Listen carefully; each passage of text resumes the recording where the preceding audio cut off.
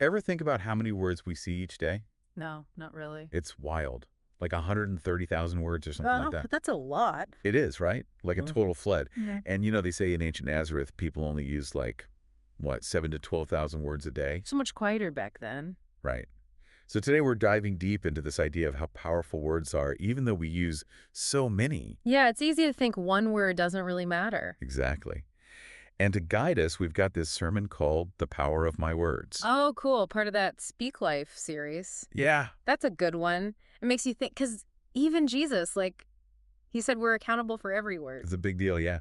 And the sermon uses this verse from Proverbs 18.21, death and life are in the power of the tongue. Whoa. Heavy stuff, huh? Super heavy. They compare words to dynamite in the sermon, which I thought was interesting. Oh, yeah, that's a good one. Dynamite's meant for good stuff, but obviously can cause a ton of damage too, just like words. Totally. Mm-hmm. And the sermon even brings up Alfred Nobel, the guy who invented dynamite. Right. He was so upset by how it was being used in wars that he created the Nobel Peace Prize to encourage peace. Makes you realize even the best intentions can, have bad outcomes. For sure. And it makes you think about, like, social media. The sermon talks about how easy it is to say things online that, like, hurt other people. Yeah, it can get really negative, and the sermon says that actually leads to more depression, anxiety, all that. Which is so true, and it's everywhere now. It is. Makes you wonder if, like, people don't respect words as much as they used to. You think? I mean, the sermon mentions this old Jewish idea that words were living forces. Hmm. Not just, sounds coming out of your mouth, but like they had actual power to change things. I like that. Yeah. It makes you think. And the sermon looks at this tricky part of that Proverbs verse, Oh, yeah. the second half. The pastor says it's like, those who get this will enjoy what their words produce. The product of their words. Right. What do you think that means? That's a good question. It makes you think beyond just, like, the immediate impact of what you say. Right, like the long-term effects, like what your words build or destroy. Exactly. And that gets to the heart of the sermon, right? Totally. Like, aligning your words with God leads to life. But speaking from, your old self leads to destruction It's a powerful choice every time we talk. every single time. Yeah. And the sermon calls this being, get this, a life breather. Versus, a death breather? Yeah, kind of scary. It is. Makes you think about which one you are most of the time. Seriously.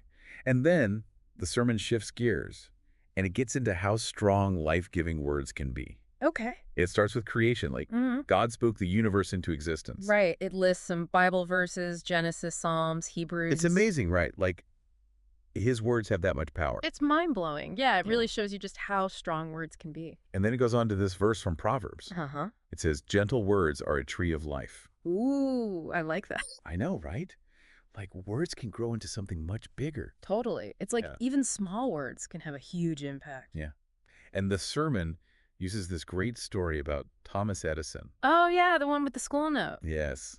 Remember how his mom took this note that said he was addled? And she, like, turned it into encouragement? Totally.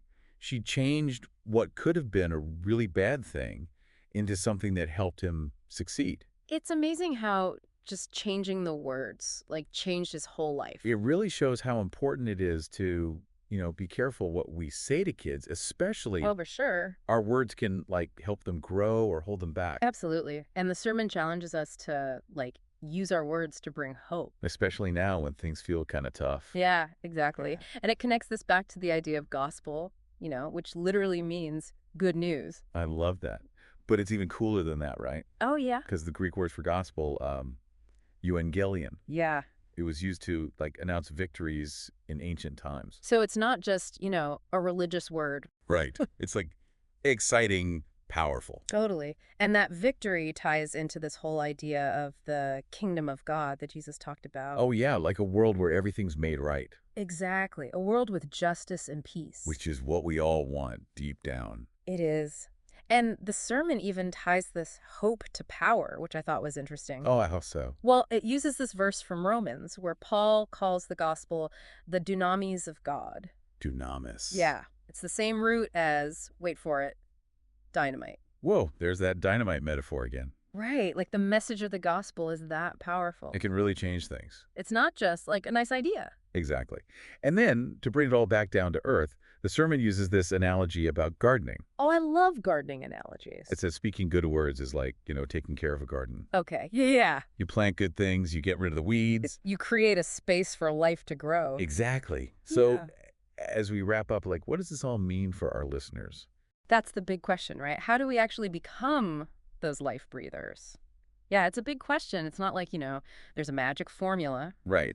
But the sermon does have some, like, practical advice. Yeah. Like what? Well, it says it's not about never messing up, Oh, good, because I do that all the time. Me too. It's more about, like, being aware of what you're saying. Being intentional. Yeah.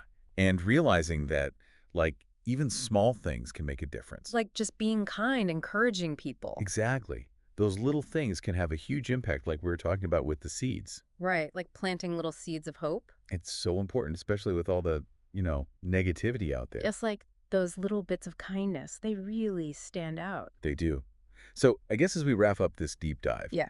I want to leave our listener with this question. Like, think about your own words. Yeah.